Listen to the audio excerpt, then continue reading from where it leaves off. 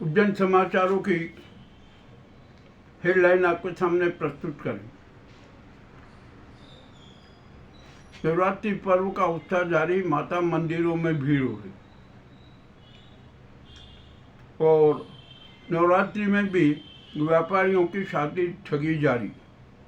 कोई कुछ नहीं, ये उज्जैन प्रशासन है, यहाँ पर अराजकता, कुप्रबंधन और कुव्यवस्था जारी रहेगी। कोई किसी को कुछ भी फिक्र नहीं है। ठीक है, जो भी होगा ना देखा जाएगा। अब यहाँ पर उज्जैन में तो अनेक प्रकार के कांड ही कांड हो रहे हैं, किसकी क्या बात करें। हमारी जो क्षिप्रा पावन नदी है ना, वहाँ भूखी माता के वहाँ कोई युवक डूब गया था। उसकी खोज की परंतु उसका शव नहीं मिला और एक अन्य शव मिला। तो इस प्रकार एक क्षिप्रा में न जाने कितने शव हैं, कुछ कह नहीं सकते। जो व्यक्ति डूबा है ना युवक, उसके शव की खोज जारी है। थोड़ा क्षिप्रा भी को क्या करे, क्षिप्रा को भी तो नरभोग चाहिए ना, बोले रही। चलिए, ये भी बात कोई दिक्कत नहीं। अब उज्जैन में तो शादी ठगी के तो प्रकरण ही बड़े विचित्र हैं। अब यहाँ पर अभी आज ही मैं समाचार देख रहा था तो एक आया कि ओम साई ओम नाम की जो बिल्डर है ना, वो एक ही फ्लैट अनेक लोगों को बेचे, बार बार बेच रही है और रजिस्ट्री किसी की नहीं हो रही। अब पुलिस में शिकायत भी है, देखते हैं पुलिस क्या जांच करती है। यहाँ तो हमारे उज्जैन शहर में सभी प्रकार के माफियाओं का आतंक चरम पर है और प्रशासन उन पर किसी प्रकार की कार्रवाई नहीं कर सकता और न कोई किसी प्रकार की जांच होती है। सब कुछ है, यहाँ पर कौन आखिरकार है और इन माफिया समूहों को संरक्षण किसका, इसकी भी जांच होना चाहिए। अब जांच करे कौन? जनता को चाहिए, जनता आवाज उठाती नहीं है, डरती है। तो अब कौन उठाएगा आवाज इन माफियाओं के खिलाफ? जो भी है ना, उज्जैन में ऐसे कांड होते ही रहेंगे, चलते रहेंगे। ठगी के कांड आएंगे, भ्रष्टाचार के मामले आएंगे और अनेक प्रकार के साथिक कांड हो जाएंगे, कमीशनबाजी के मामले सामने आएंगे, मंदिरों की जमीनें खरीदने के काम के कांड सामने आएंगे और अनेक प्रकार के शातिर कांड होंगे। जब तक सिंहत नहीं निपटेगा ना, जब तक तो यहाँ पर कांडों की ही भरमार है कि आप जिधर हाथ डालोगे उधर कोई कांड नजर आ जाएगा। तो अब ये भी बात कर होती है। अब यहाँ पर मार्गों का चौड़ीकरण का भी बड़ा नाटक हो रहा है। ईमानदारी से, सच्चाई के साथ तो काम हो ही नहीं रहा। जनता परेशान हो रही है मगर किसी को चिंता नहीं। अब आइए यहाँ पर मार्ग चौड़ीकरण का करना, तो जो सवारी मार्ग है कंठाल से छत्तीस चौक का, उसको युद्ध स्तर पर चौड़ा करना जरूरी है, किंतु हो नहीं रहा। ये शायद मेरा ख्याल है कि प्रशासन नहीं चाहता कि कंठाल से छत्तीस चौक तक का मार्ग का चौड़ीकरण हो। अब फटी गेट के यहाँ पर सर्किल बनाने का बात आई, होना चाहिए, किंतु एक भाजपा नेता ने अड़ंगा डाल दिया, क्योंकि वो तो भाजपा नेता हैं, उनकी दुकान जाएगी, उनकी जमीन जो हिस्से का जाएगी ना, तो वे भी तो तिल मिला गए। तो उन्होंने कहा कि अरे अभी ये रहने दो, मत करो। ठीक है भाई, मत करो। अब यहाँ पर यह सराफा चौड़ा है, इसका सर्किल बनाने की जरूरत है। कंठाल चौराहे को सर्किल बनाने की जरूरत है। हर सर्किल 70 फीट वृत्त का होना चाहिए। अपने आप यातायात सुधर जाएगा, किसी प्रकार की कोई समस्या नहीं होगी। तो ये भी बात है। अब देखते हैं क्या होता है क्या नहीं होता है। अभी आशीष सिंह जी हैं, संभागायुक्त हैं, बड़े यूँ तो बहुत सख्त हैं, परंतु इन भाजपाई चिंटुओं को आगे वो नतमस्तक क्यों हो जाते ये समझ में नहीं आता। उनको तो होना नहीं चाहिए। शहर का विकास के लिए शहर को नए ढंग से विकसित करना है। एक बात की आप संकल्प ले लीजिए, किसी से मत डरिए। आपने जब विकल्प किया ना तो जनता आपके साथ होगी। और इन भाजपा जो नेता जो राजनीति करते हैं ना, इनसे जनता निपटने की आप चिंता छोड़ दीजिए। अब यहाँ पर अभी मैंने एक समाचार में देख रहा था, समाचार की समीक्षा कर रहा था, तो 200 करोड़ में 10,000 किलोमीटर की सड़क का है ना, और फिर से रख रखाव होगा। और जो इंजीनियर्स को गारंटी देना पड़ेगी कि भैया ये सड़कें खराब नहीं होगी। अरे तो जो अभी तक के सड़क घोटाले हुए उन पर सब पर पानी फिर गया, वो सब बंद हो गए, सब बेद हो गए। क्या नाटक करना है यहाँ पर? जनता को मूर्ख समझ रहे हैं क्या ये नेता लोग और प्रशासन और सरकार? जो भी सड़कें खराब हुई है उसका मुआवजा ठेकेदार से पूरा चार्ज वसूला जाए। ये हो नहीं रहा है, इतनी हिम्मत नहीं है कुछ भी।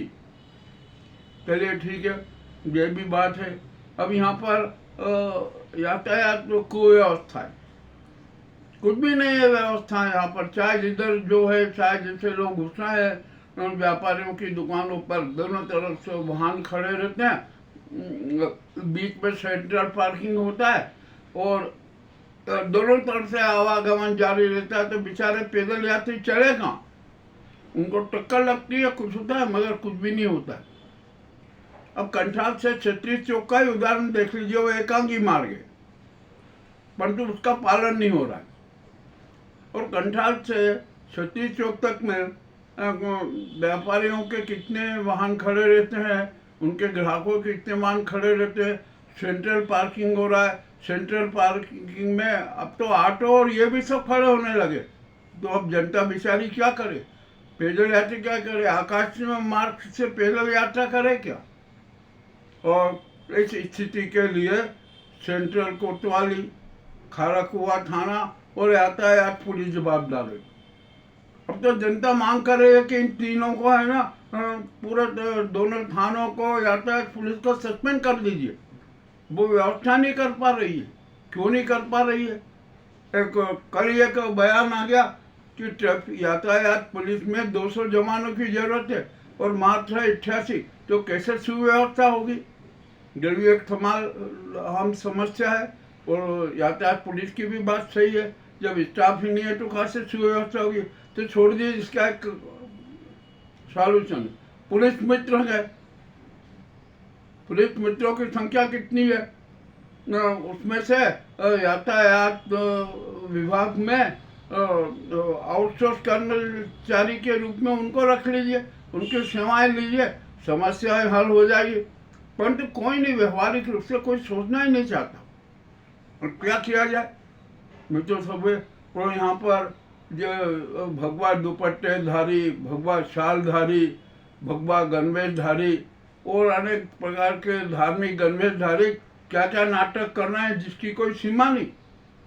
अब उनके नाटकों के शिकार जनता हो रही है, पता नहीं अनुष्ठान के नाम पर क्या हो रहा है, क्या क्या हो रहा है। यहाँ पर अखाड़ों में क्या स्थिति है, आराधना स्थलों में क्या स्थिति चल रही है, सब पूरी दूर अराजकता का। जो हमारी अवंतिका पूरी है ना, ये तो अराजकता पूरी हो गई। अब क्या किया जाए, क्या नहीं किया जाए? यहाँ पर पुरातत्व विभाग की है, पुरातत्व विभाग भी है, वो भी निष्क्रिय है। उसको यही नहीं पता कि सती गेट का वास्तविक क्षेत्र क्या है, वहाँ पर कैसे क्या क्या होता है। मंगलनाथ और रंगाक्षर मंदिर में मंगलनाथ का कौन सा मंदिर है अभी तक नहीं बता सके। अरे ये तो क्या हो रहा है यहाँ पर उज्जैन में?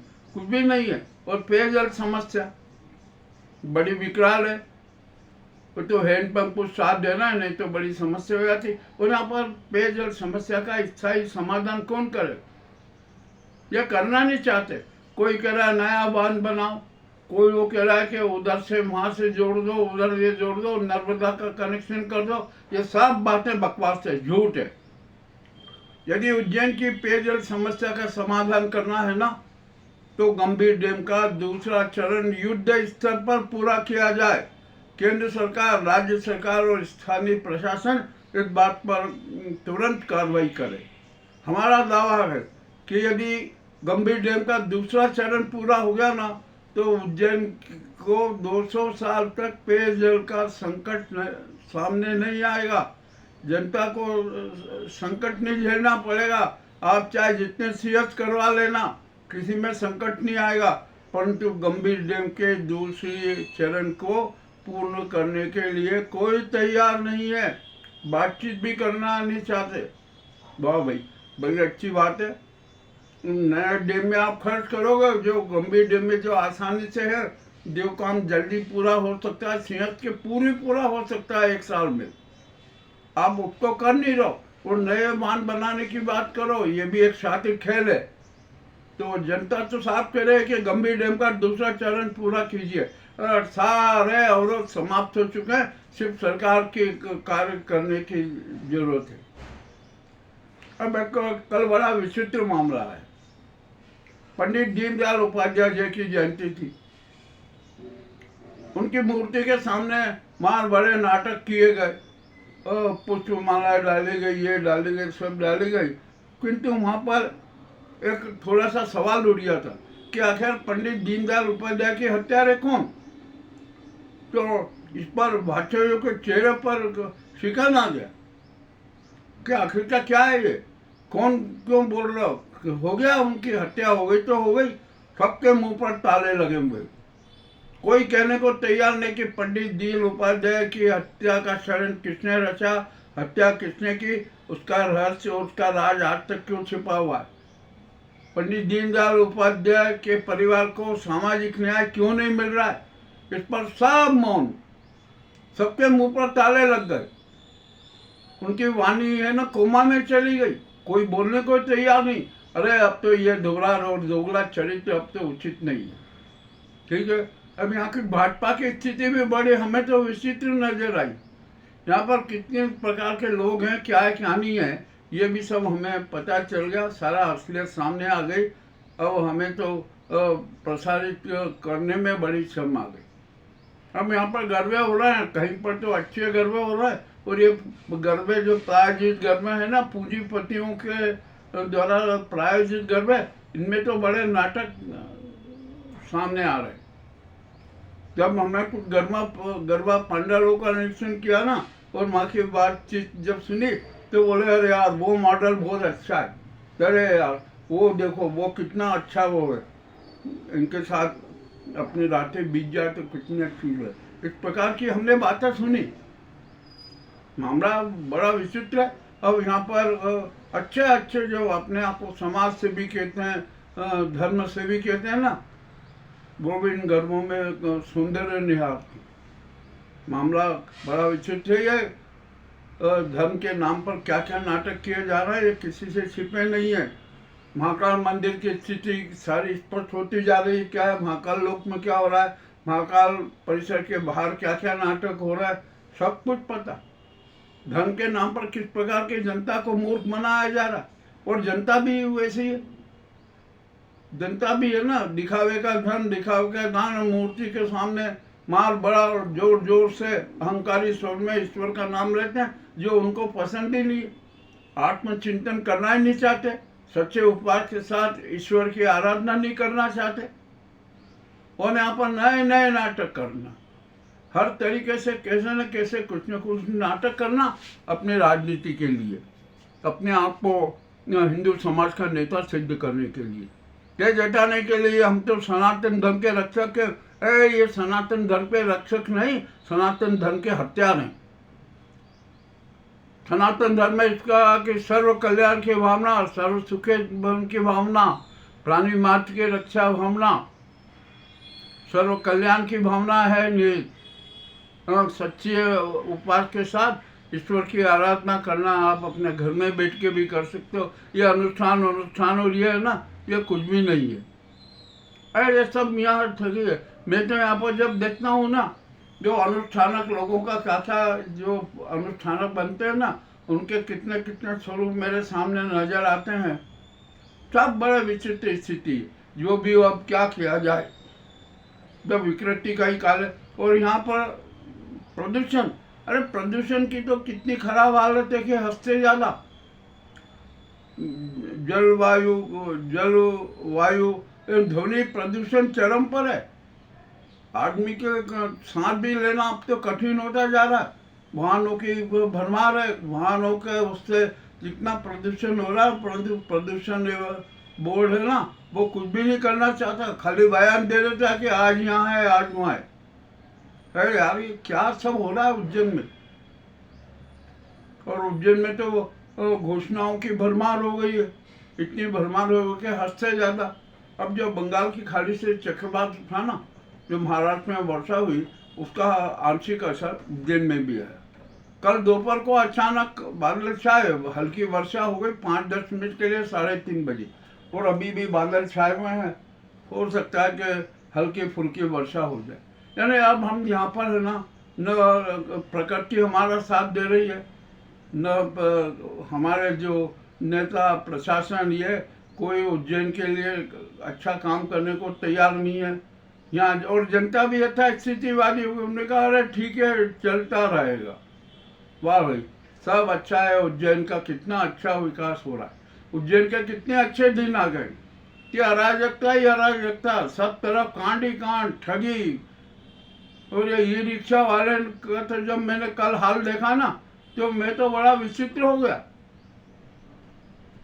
अरे को बाहर के यात्रियों को तो छोड़ दो, उनको मत ठगो। यहाँ तो ठगी, हर रिक्शा वाला जो रहता है वो अपने उसमें 50, 60, 80, 100, 200 रुपये तक की मांग कर लेता है, वो कर लेता है। कल कंठाल से महाकाल मंदिर जाना था, 2 सवारी थी। ई रिक्शा वाले एक ने 80 रुपये मांगे, दूसरा एक रिक्शा वाला आया, उसने 60 रुपये मांगे। और वो बेचारे यात्री बाहर के थे, उन्होंने कहा कि ठीक है भाई चलो यार। अब यहाँ से आप देख लीजिए, कंठाल से महाकाल घाटी तक के 60 रुपये किराया। ये ठगी हो रही है कि नहीं? कौन करेगा यहाँ पर? अरे सब तरफ से उज्जैन अराजकता पूरी हो गई है, यहाँ पर कोई किसी प्रकार का ध्यान नहीं दिया जा रहा। अब ठीक है चलता रहेगा, अराजकता पूरी के हम भी नागरिक हैं, आप भी नागरिक हैं। खूब अतिक्रमण करो, चाहे जितने ठगो, चाहे जितनी धोखाधड़ी करो, भ्रष्टाचार करो, कांडों को जन्म दो, चाहे जितना शोषण करो, अन्याय करो, सब कुछ जायज है। यह सब कुछ धर्म है, ये हिंदुत्ववादी धर्म है, निभाओ। और यहाँ पर फिर भी इतना सब होने के बाद भी हमारे शहर में गंगो जमुनी संस्कृति का प्रभाव है, बहुत सक्रिय है। ये उज्जैन के लिए गर्व की बात है। सारी विकृतियों के अलावा एक सबसे अच्छी यही संस्कृति है। यही बात है, यही गौरव की बात है कि उज्जैन में गंगो जमुनी संस्कृति विद्यमान है। किंतु उस संस्कृति पर भी प्रहार करना है धार्मिक चिंटू।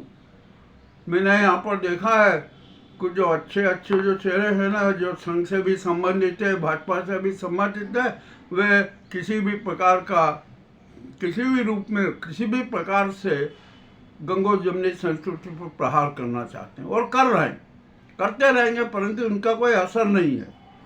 अब यहाँ पर संघ है ना, एक माल बड़ा प्रदर्शन निकालेगा विजयदशमी पर, तो 65,000 लोगों को शरीक करना, कि हर परिवार से आह्वान करें कि एक सदस्य पद संचालन में शरीक हो। क्यों हो भैया? आप अपने स्वयं सेवकों का निकालिए, और जो आपके साथ जुड़े में उनका निकालिए। हर घर से एक एक होगा, ये भी बड़ी जरूरत। और यहाँ पर अब तो संघ है ना, गणवेश बेचने का भी धंधा कर रहा। कुछ लोग आए मेरे पास में भी आ रहे हैं, आपको 2 ड्रेस लेना है। मैंने कहा क्यों लें भाई, नहीं लेना हमें। इस तरीके से अनेक लोगों पर दबाव भी बनाया जा रहा है, ये अच्छी बात नहीं है। और अब तो राष्ट्रव्यापी बात चल रही है कि संघ पर बैन लगा देने से। और हमारे उज्जैन में संघ ने कितनी जमीनें हड़पी है, क्या क्या किया, ये सब किसी से छिपा नहीं है, सब कुछ उजागर है। ये हिंदू धर्म के नाम पर क्या क्या नाटक किए जा रहे हैं, जिसकी कोई सीमा नहीं। इनको सनातन धर्म से कोई सरोकार नहीं है। ये उज्जैन की ताज़ा हालात है। हमने बड़े ये कड़वे समाचार प्रस्तुत करते हैं, लोगों को बुरा भी लगेगा, अनेक साधु संत को भी बुरा लगेगा, सबको लगेगा। और यहाँ पर पत्रकार को स्थिति तो और खराब होगी। हमने यहाँ पर देखा कि जो कुछ भी नहीं है दलाली कर रहे हैं पत्रकार, और गैंग बनाकर दलाली कर रहे हैं। खुफिया तंत्र को भी अब सब पता लग गया। एसपी कार्यालय के बाहर दलाल खड़े रहते, क्या मजाक है। और यहाँ पर अभी तो 2-3 पत्रकार जेल में गए, कुछ फरार भी हैं और यहाँ पर 18 से 20 पत्रकार और जेल जाएंगे, ये भी तय है। और यहाँ पर एनजीओ के नाम पे भी भारी ठगी हो रही है, इतनी शातिर ठगी की जा रही है कि जिसकी कोई सीमा नहीं। हम सबके राज उजागर करेंगे, हम किसी से डरते नहीं हैं, हम तो सत्य के पक्षधर हैं, सच सबके सामने प्रस्तुत करते हैं और बिना भूमिका के प्रस्तुत कर देते हैं, हमें कोई दिक्कत नहीं। हम तो जानते हैं कि सत्य ईश्वर है और सत्य के पूजा आराधना करना ईश्वर आराधना है। और हम सन्मार्गी हैं, हम सन्मार्ग पर भी चलते रहेंगे। ये कड़वे समाचार आपको प्रस्तुत हैं, कैसे लगे हमें अवश्य बताएं। बहुत बहुत धन्यवाद।